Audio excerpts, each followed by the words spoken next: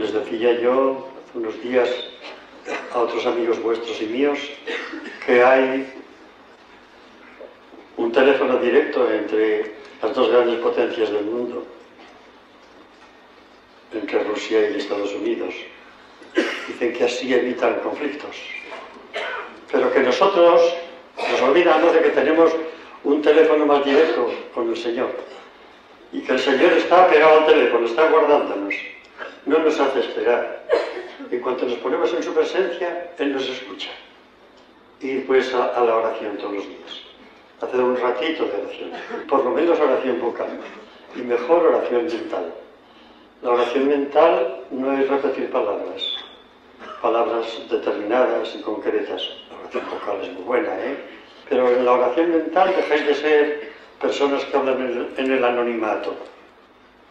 Habláis directamente con vuestro Dios, como habláis las mujeres con vuestro marido con vosotras, los hijos con los padres, los amigos con los amigos, los hermanos con los hermanos.